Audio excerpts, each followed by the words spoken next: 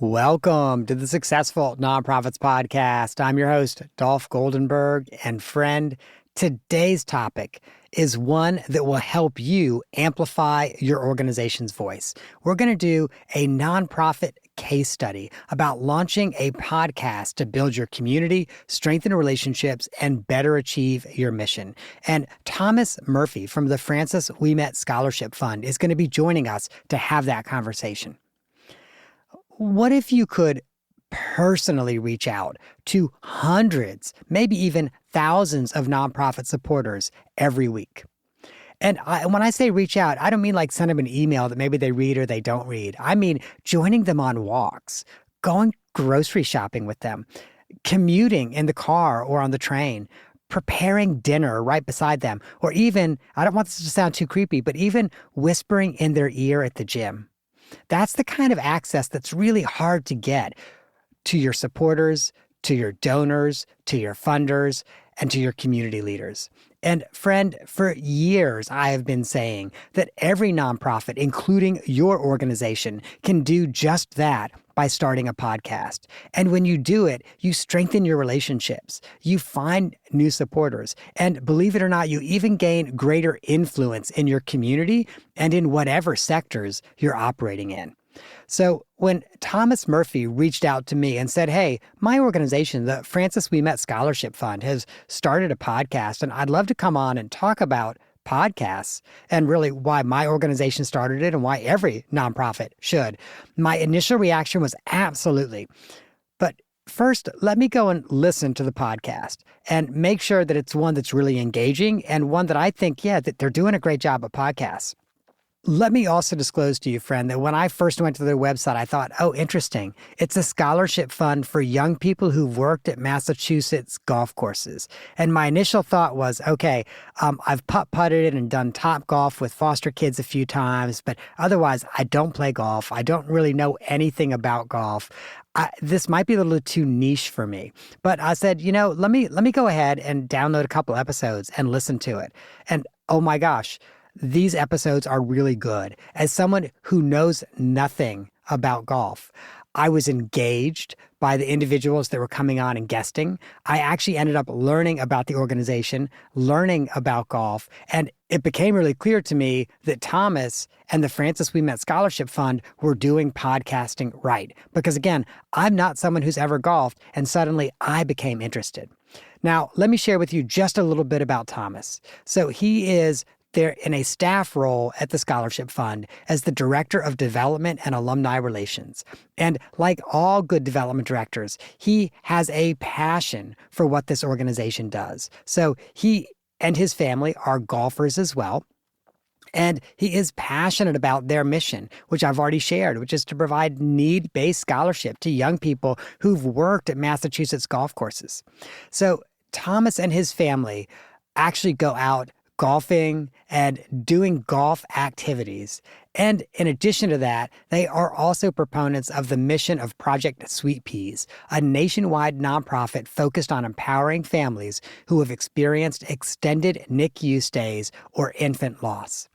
And so I am so very pleased to be able to introduce Thomas Murphy so we can have this conversation, really a case study on a nonprofit that launched a podcast right. Hey, Thomas, welcome to the podcast. Dolph, it's an honor to be on. Thank you so much for having me on. As you pointed out, I'm a listener to your show. I'm very impressed by the show that you've built and done. And I want to thank you on behalf of a lot of people who work at nonprofits. I've learned a great deal from your show. I pass it on to my colleagues, other people who have worked at our organization, some of our board members, and we've stolen some tidbits and some thoughts from you and some of your guests. So we thank you very much for that, and we really enjoy the show, and it's an honor to be on. Well, thank you, Thomas. And I'll share with you, it's one of the reasons why we started the podcast. As I already said, also to grow our community and to be able to find people who are interested in the types of things that we're interested in. Now, I know you and I spoke a few weeks ago, and you have a really unique story about how you got into podcasting, and it's probably not what most people would imagine. That's exactly correct. So just as a bit of background and a little bit of a personal story, I've been a podcast fan for over a decade now. Back when I was still in college, kind of when, at least to me, podcasts were a bit in their infancy before they were as popular as they are now. I was listening to a number of shows and I got really into them. And down the road, I came to learn that my brother-in-law, who has a professional career as an engineer, has a family and two daughters, also launched a podcast of his own. And in doing so, I came to learn that this is something that's very doable for the average person, that someone who's not an audio engineer is capable of achieving. And actually, that same brother-in-law asked if I have any interest in doing a podcast. And I said, that sounds great. And in doing so, I came to learn from watching him do it that it's very possible for someone who's not a professional or an audio engineer to accomplish this. And again, from that experience, I sort of had the concept kicking around in my mind about, could this become something that our organization could do? Could we take some of the tools that I learned from doing this on my personal life and bring it into our professional life? And the more I thought about it, the more I realized that there's a structure there. There's a concept there that could work for our organization to get the stories out for the people, for the volunteers, for the donors, for the supporters who have made a really big impact on our organization. And you can do it without, again, being a professional in this world. I think my pitch to any listeners here would be that my day-to-day job is much like that of anyone who works at a small to mid-sized nonprofit, especially on the development side. I spend my days fielding emails and calls from donors and planning fundraising appeals and things of that nature. So to add in this new marketing effort would certainly be new and kind of off the wall. But I was, excited to bring the pitch to my boss and eventually our board of directors, and it kind of went from there. So I've got to ask you, when you first took this to your executive director, what was the response? To his credit, he was very open to it. I'm very fortunate to work in an organization with not just an executive director who welcomes new ideas and new thoughts, but a board of directors who has a lot of trust in our staff. And when I came to him, I don't think that he was a huge podcast listener at the time, but he certainly had an understanding of how big the market was for podcasts. And once we went through the pitch of how exactly it could potentially work, he was very open to it. And it seemed like something that was a bit cutting edge, something new. We didn't really have a template laid out for us by other nonprofits, even far bigger than us. But in kicking around some ideas and some thoughts, we realized that it would be possible within the structure of the size of our organization, our staff size, and what we are trying to achieve with our marketing and communications. So again, to his credit, he said, let's think a little bit more about this. Can you come back to me with a written out structure of how it could work, what the structure of the show would be, and what exactly we would be trying to achieve with the show? And we kind of went from there. Very cool. Now, I know part of the role of an executive director, or really anyone's supervisor, and also part of the role of a board is to look at risk and go, okay, here's where there might be some risks, or here's where this might not be a good use of time or whatever. So when you came back with that structure and kind of with that full proposal, what were some of the risks or concerns that people brought up? Yeah, so the truth of the matter is that the concerns that we fielded were that it's a very public-facing way of doing marketing. Right. Again, we are not professionals when it comes to producing and running a show. We don't work on the radio. We don't have any expertise in doing that. And so if you're going to lean into doing a podcast, you have to have some faith and some trust in what exactly it is you're going to be doing and what you're putting out there. And so that was a concern for us. What exactly would the structure be? Who would be hosting it? Who would we be talking to? What would the goals be? And then, of course, there is the time aspect for our staff and the revenue thought as well. So we had to do a lot of research into what exactly would this cost us, not just dollars and cents when it comes to producing and publishing the episodes, but the time for our staff, my time, my boss's time, and other people in our organization to make sure it was done professionally and published, the right way, so that we didn't actually hurt the brand of our organization by publishing these episodes. We only elevated our brand. And so what I hear you saying is that other piece was really that opportunity cost. Okay, if it's going to take X hours of the development director's time and Y hours of the executive director's time, what else could they be doing with that time that would have even a better return on the investment? At the end of the day, this is not an effort that on its face is a revenue producing effort. We knew that right from the start. This is just a way to add to our marketing communications and elevate our public brand. But spending your time, spending my time, spending the time of our director of communications and marketing is not going to directly lead to dollars in the door for our organization immediately, right on its face. And so that was without a question a risk, but it was a risk I think that we were worth taking because it was new, it was interesting, and it would be a way for us to elevate those in our community, our donors, our supporters, our alumni, our volunteers, our current scholars who have really made a huge impact on our organization. And in doing so, we could reach new supporters, new donors, which we've been fortunate to have happen. So, and part of what I really liked, and I think this probably also mitigates your risk some, is you all made the intentional decision to have seasons. And so seasons is a good time to take a break and say, okay, what did we do well? What did we not do well? What did we get out of this? How could we get more of what we want out of it and less of what we don't want? If we could start by talking about that initial structure that you created for your first season. Absolutely. And I think this would be something that's different for every nonprofit to think about when they're deciding if this is even a possibility. And if they decide that it is a possibility, how exactly do we want to structure the show? That would be decided by the staff or board who, would eventually conduct the show. But I think the questions you asked to yourself and that we asked to ourselves was, what would be beneficial to your donors in your community? What are some stories or examples of success or people that have made a difference who you might want to highlight? And also, more importantly, how can you do that at scale, right? When we came and we kicked around some thoughts and ideas and we're brainstorming, we had 1 or 2 or 3 ideas that we thought were really cool. But how do you make that into a long-standing marketing piece that can go for 40, 50, 60, 80, 100 episodes, right? And how can you do that at scale while we're talking about, okay, we still have to respond to all our emails. We still have to do normal day-to-day, week-to-week, month-to-month work that we do at our nonprofit. So for us, we decided early on that because of all the other aspects of our day-to-day job, we couldn't commit to making it a weekly or even a bi-weekly show in perpetuity. So yeah, we decided on a season structure. For us, that means 10 episodes, which come out weekly over the course of about 3 months. And kind of for us, what we did was look at our calendar and identify which times of the year were less busy for us. So as our organization is as you pointed out, a golf related organization, it tends to be May until November where we are at our busiest. So we said, well, why don't we launch this first season, this first run of 10 episodes in March? That will run through the beginning of May, and then we'll take a little bit of a break. We'll kind of conduct what is our busiest season. And should it work out and should we like the way that that first 10 episode run went, we'll come back to it in the fall. And that's actually what we decided on doing.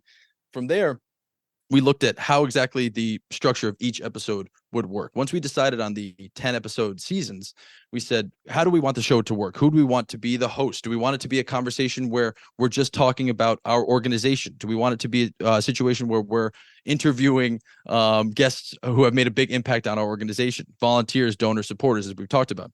For some nonprofits, it might be best for them every 2 weeks to have a board member or to have their executive director come on and do a 10 or 15, 20-minute hit talking about what has happened at their organization, what has made a big impact in the last few weeks. That could be a structure that would work. It just wasn't the structure that we decided on for ours. So we decided on the interview structures we talked about with important people in our community. And we decided on about 30 to 40 minutes per episode hosted by our executive director and by me. And I've listened to several of your episodes now. And what I really love, honestly, is the diversity of guests that you have, the ways in which they are connected to the Ouimet Scholarship Fund, but also in some cases not nearly as connected, but still really interesting guests that both your supporters and people that know nothing about golf might download and go, oh yeah, I learned something today.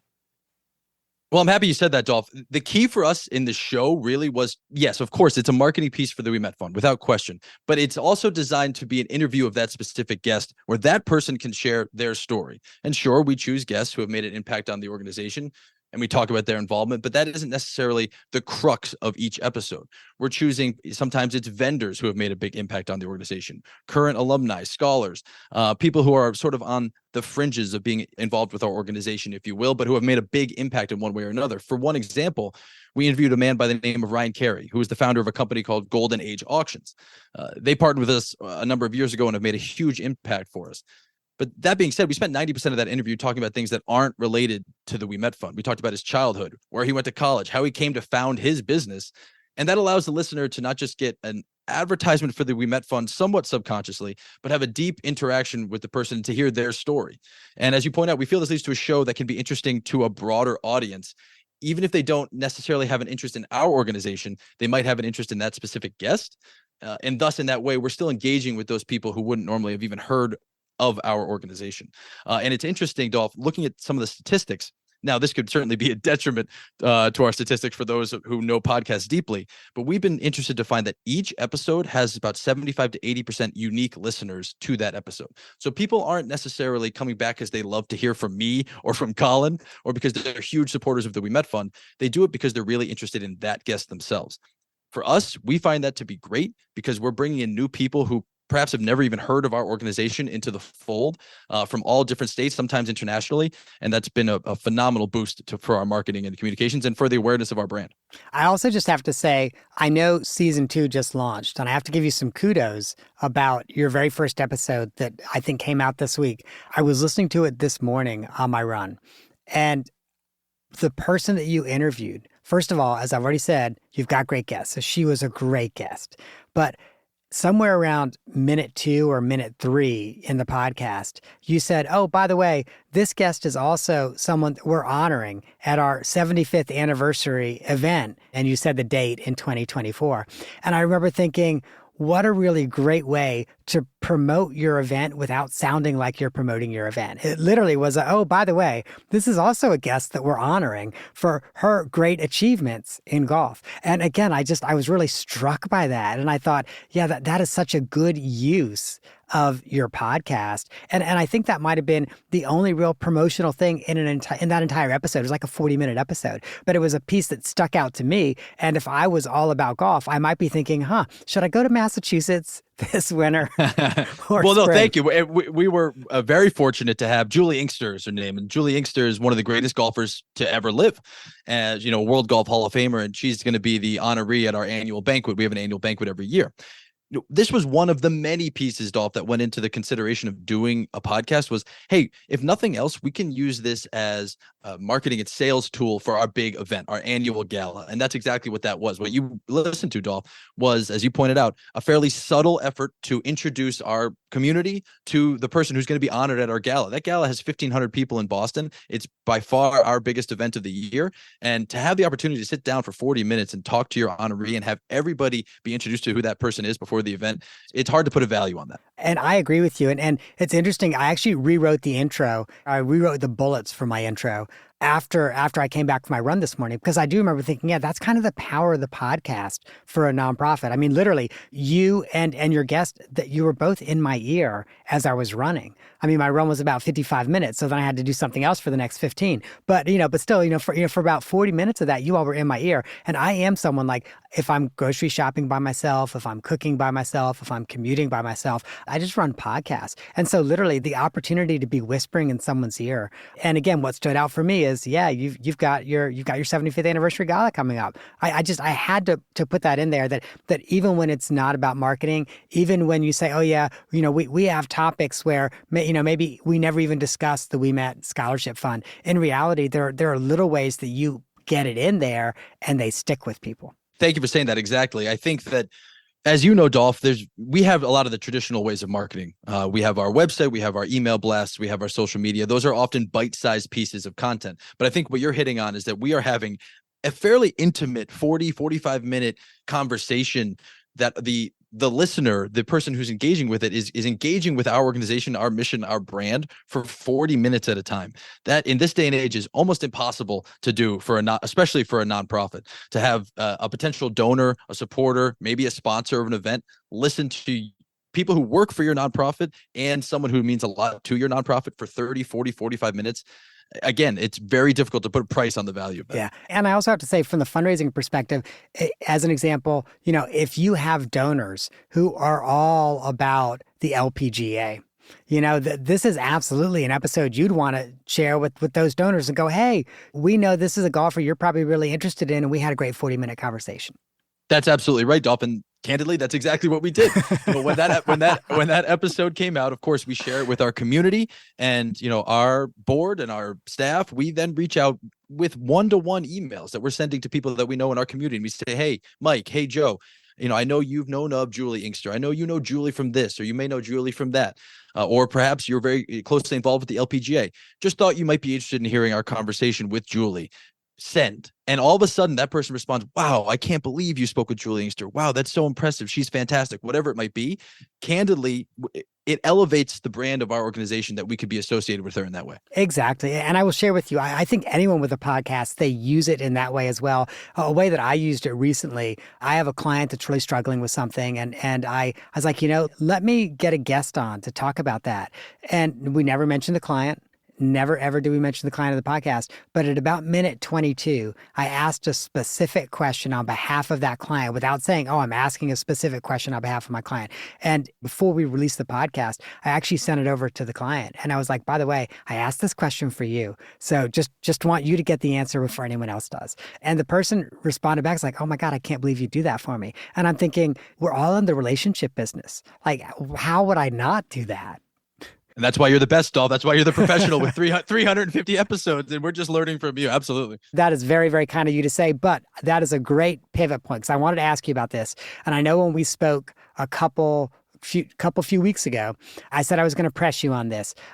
I'm really curious about what your downloads are. So I'm going to start by sharing what my initial downloads were. So my very first week as a podcaster in July of, I think, 2006 or 2007, we had 43 downloads. And by the way, probably half of those were bots. So I partied, I jumped up and down. I'm like, oh my God, this is great. 43 downloads. I never thought I'd have 43 downloads. And I also thought, I've gotten on a plane and flown across the country to speak to a breakout group at a conference that had less than 43 people. This is awesome.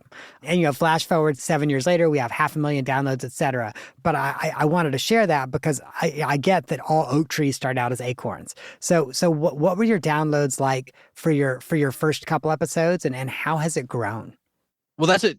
First of all, Dolph, that's very good for us to hear, to know that there's the potential for growth out there, right? But we also know, as you point out, we're a very niche market. It's a very specific thing that we do. We provide need-based college scholarships for young men and women who have worked in the game of golf in Massachusetts. So we have a pretty small community to start from, right? The other thing that we knew, and you've been talking about risks earlier, this isn't necessarily a risk, but it's something that we needed to be aware of, and candidly, that we've learned through the release of our first 11 episodes. It's difficult to break into people's normal routine of podcasts. I can speak for myself. I have 6, 7, 8 shows that are downloaded directly into my feed on a daily and weekly basis. I look forward to listening to those shows. It takes a lot for me to say, I'm going to break away from what I'm normally listening to and spend 30, 40, 50 minutes, an hour more with this new show that I don't know much about, right? So starting from there, we're fighting against it, right? And so we knew that we needed to leverage our guests more than anything to help have people come into our fold. We may have been a little bit spoiled, and I know I'd love to talk about it. Our first episode was with a man named Dick Connolly, who is by far the biggest benefactor in the history of the Ouimet Fund, an incredible supporter of this organization, an alumnus of our organization, and a fairly well-known philanthropist in our area. And when he agreed to do it, we were over the moon, and that may be a topic for a different question. When we released this episode, within 6 hours, we had over 100 downloads. Now there are, I believe at last I checked, there's over 700 downloads to Dick Connolly's episode. It's by far the most downloaded, episode that we had. Our average of downloads is 226 downloads per episode. So we are dealing with, for you or for another podcast, might be extraordinarily small numbers, very, very small. But for us, what we realized is we are having a few hundred every week, a few hundred extremely intimate and personal conversations that are happening in people's ear that are just 40 minutes of marketing for our organization. For those 226 people, they're spending 40 extra minutes with the Francis Ouimet Scholarship Fund. It is difficult for us to put a value on what that means. But candidly, we were thrilled by that number. And somebody could very well say to us, Dolph, boy, I don't know if it's worth your time to do this show for 226 average downloads. For us, we'd say that's candidly more than we had even thought was possible, and we're thrilled about it. Just being candid with you as well, and for any nonprofits out there, your numbers could be 60 downloads. It could be 30 downloads. It could be 50, 100, 1,000. There could also be somebody out there who listens to your show and has an incredible experience listening to a guest or a volunteer or a donor and decides to get involved, or decides to sponsor an event, or decides to create an endowment, or decides to make a large gift to your organization. Is that worth the time that you spent with that person? And we would argue yes. And, candidly, again, we could talk about successes. Some of the successes have been new people in our organization, without question, who have come to learn about the Francis Ouimet Scholarship Fund from this podcast. There have also been some significant donations that have come to the organization from people who said, I'd never heard of your organization, or I'd heard of your organization, but I, was a sort of interested in it, or I knew of the mission, whatever it might be. But when I heard you talk to this person or this person or this person, I heard them say X. I didn't know you had this program. I'd love to support that program. So to us, we've been thrilled with the feedback. But I'd be curious to, hear from other organizations and other nonprofits who launched their podcast so that we have some semblance of an understanding of what success really is as far as downloads. All we've had is word of mouth feedback back to us of people who we've never met, and we've been thrilled by it. And so I want to reflect on a couple things and also give you some feedback. The first thing I want to reflect on, and this is not so much feedback as this part's really more for our friends who are listening. I think it is so powerful that you had one of your most significant benefactors on your podcast. You know what we try to do in the nonprofit sector, the lengths we go to try to get our largest donors to share us within their circle. I promise you, anyone who's on a podcast who's not on the podcast circuit is going to be sharing that within their entire circle in ways that they wouldn't, even if they, for example, like were being honored at a banquet. Because, when you're being honored at a gala, sometimes you're thinking, I don't want all my friends to feel like I'm pressuring them to give, etc. This is a no ask, no risk way for your largest donors to literally be sharing you with their circle. I think that's genius. Second, in terms of your stats, some quick feedback. So first of all, you literally had more than twice the downloads on your first episode than I had on mine. Okay. So second of all, I know you're in season 2, but I think you're still in your first year of That's podcasting. Correct. And so for episode 11, you're getting way more downloads than I got after my episode 11. I can't tell you what it was, but if I had 100 downloads per episode 11, I was really excited about that. I feel pretty confident about that. So, I mean, you all, I think in golf, what's it called? A hole in one. So That's right. Because I was trying to think, what's a home run in golf? And I'm like, okay, I think that might be called a hole in one. So like you all are hitting a hole in one. And I also just reflect, and this is for you and also for our friends who are listening, who are thinking maybe about starting a podcast for their nonprofit. When I first started the podcast, I actually talked to a veteran podcaster, someone who'd been doing it for 7 years. And one of the things he said to me is he said, that this is a long game and you aren't really going to see significant audience, et cetera, until you've been doing this 3 to 5 years. And it was interesting because he was 100% right. Somewhere between 4 and 5 years, suddenly I was like, oh my gosh, yeah, like there's a snowball. And the snowball is rolling downhill and we're building more community and we're building more friends and more relationships. And, the other thing that I kind of mentioned, one of the reasons to start that podcast is also to have greater influence in your community and your sector. And and all of that absolutely happens. So again, you're light years ahead of where I was, like multiples, 2-3 times ahead of where I was after episode 11. You're kicking it. You're doing great. Well, thank you for saying that. And I would reiterate, just for anybody out there who's considering doing a podcast, we don't necessarily base our success on just the downloads. That's not the only metric that we look at. We are thrilled when we see an episode do very well. We are, curious if maybe we made a mistake or did something wrong if an episode fewer downloads. But at the end of the day, for our organization, we're choosing guests who have had an enormous impact for us, who have been great volunteers, great supporters, great donors, like a Dick Connolly, who's the greatest benefactor we've had for our organization. And we are then taking, as you pointed out, those conversations and sending them within our little niche community, within communities within that community. So, for example, we have guests who belong to golf courses and golf clubs throughout the state. This has happened a number of times. We've had a guest come on. We have had a wonderful conversation. And we then go back to that golf course or club where they have their own community of 200, 300, 400 people. And we go to the general manager or the head professional or whomever it may be and say, hey, by the way, we spoke to X person. They were fantastic. They've been great supporters of ours.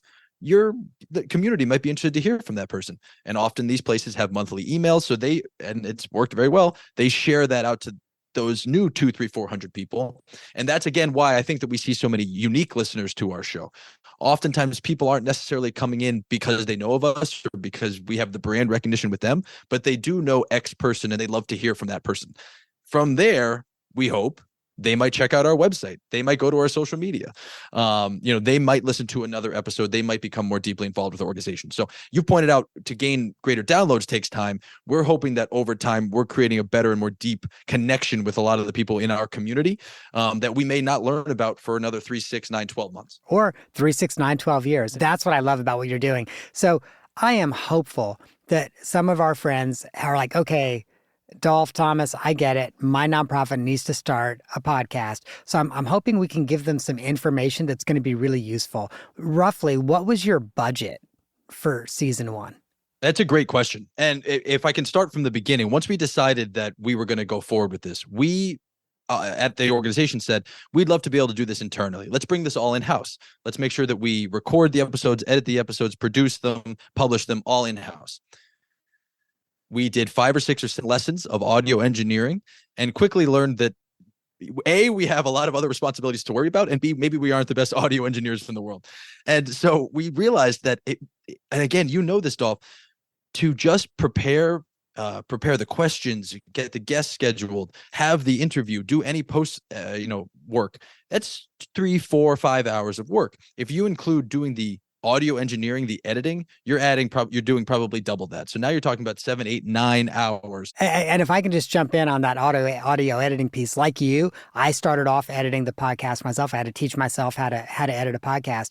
And I found that to be 100% true. Like I might spend 4, 5, or 6 hours putting a podcast together and then another 5 to 8 hours on editing. And what I was floored at is when I sent it to an editor, they could do it in like an hour or less. Yeah, right. Yeah, especially, and I know the structure of your show is likely similar to ours, especially for people who know what they're doing. They can take our audio piece and do it in, like you said, an hour or less. I mean, they're cutting very little out of this conversation to make it work. So we decided to say, okay, to answer your question, very long-winded, we didn't start with a budget. We started by saying, we'd like to do this and let's do this in-house. Once we realized that wasn't going to be possible, we said, okay, let's develop a budget within our marketing department to see if we're comfortable spending X, is it possible to still accomplish this project?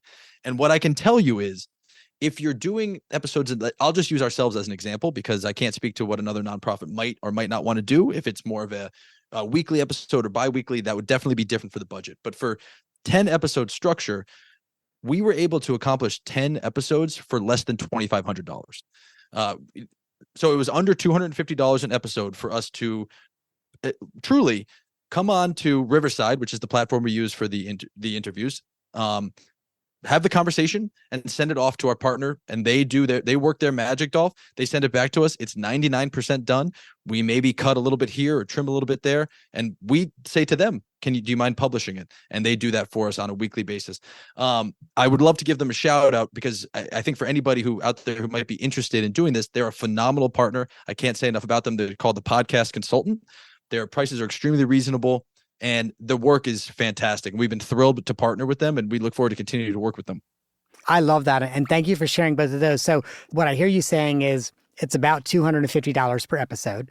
And so you could think about that like, okay, if you wanted to have a 10 episode season, that's $2,500. If you wanted to do 50 episodes in a year, which is weekly, which is a whole lot of work, but if you wanted to do 50 episodes in a year, do some quick math, that's like $12,500, which in the grand scheme of things, even for a $250,000 organization, isn't that much money. I think that's exactly correct. And to give a little bit of background, we have 8 staff members at our organization. Our revenue fluctuates. It's more than the number you just noted there. It was a piece of our marketing budget. It was not the whole thing. It was candidly, it was less than a quarter of a marketing budget to produce and publish these episodes. And I can only speak for ourselves, but I promise the same would be true for anybody out there who starts a podcast. We have received that back many times over in both in donations, truly in dollars in the door, but also in new donors coming into the fold, new volunteers, new people coming to our programs and to our events. It has been well worth the investment. You just stole my next question, but okay, I'm glad you answered it. I'm really glad you answered it. So now let's talk about the equipment budget. So that $2,500 for your first season, does that include the equipment you bought or no? So it does not include the equipment we bought, but here's what I can tell you. We bought 2 microphones, Samson Q2U microphones, Dolph. 2 microphones was $120. Well, wait a minute. You bought 2 mics total for $120? Yep. Each one was $60. And the stands for those microphones, those totaled $80. So now we're up to $200 in total.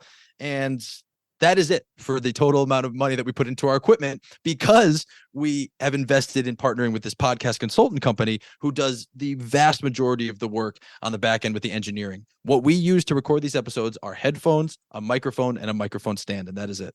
Okay, so it sounds like your total capital cost is $200, and then it's about $250 per episode, and then it's more or less turnkey after that.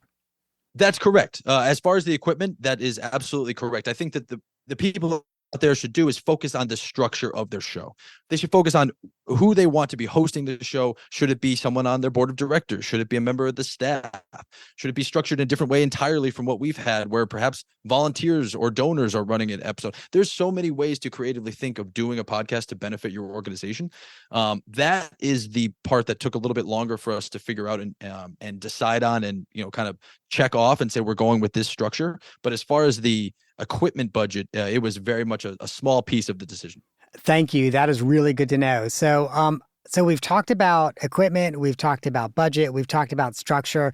Do you have one other really big tip for a nonprofit that's thinking about starting a podcast? There's a few things that I would recommend. The thing that had worked best for us truly is having an understanding of the fact that, and our board certainly impressed this upon us as well, and they were correct. This is an excellent idea. We love what you're doing. We love that you're having more deep and engaging conversation with our community. Don't forget that the most important thing is our mission, what we're trying to do, everything that you've done on a daily, weekly, monthly, and yearly basis before this. This is an important piece, but don't let it take up too much of the time. So when we looked at the structure of how we wanted to do the show, it wasn't that we didn't want to have more interviews or want to feature more people from our community. We just had to understand that our time needed to be spent on other things just as much as it needed to be spent on this. So deciding on that seasonal structure was really a good idea for us. I might just offer the recommendation of maybe it's biweekly, maybe it's once a month. Maybe you have 1 week where you release 5 episodes and then you take some time off. Think that through, because it is a time commitment. Dolph, you can speak to it as well. Even by not engineering and editing these episodes, you're still spending, I would say, on average, probably 3 to 4 hours per episode, because you need to reach out to the guest. You need to confirm that guest wants to do it well ahead of time. We're talking about weeks ahead of time. You need to prepare questions. And then after the episode's recorded, it's sent back and you need to edit it from there. And then my last tip would be, have a marketing plan around the release of these episodes. And I'll give one quick example. Each year we do an auction where we auction off items, and the funds of that raise go towards our scholarships. Our partner for that is that guest that I mentioned earlier, Ryan Carey, who owns Golden Age Auctions. We had his episode released at the exact same time that our auction was live. So people could listen to his conversation, have a better understanding of the company. In that conversation, we talked about the auction that we had live. And of course, we mentioned it then. And when they go to our website, the first pop-up that they see is the auction that's live. So think ahead about when you want certain episodes to be published and how you want to have that collaborate with your fundraising goals. Thank you. I appreciate that. And I could not agree with you more. If I were to do this over again, I would have done seasons, and my seasons might have had more than 10 episodes, but I probably would have done 26 or 30 episode seasons every year.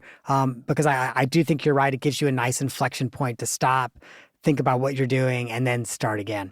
So we have gone way, way over on time in terms of the length that this podcast normally is.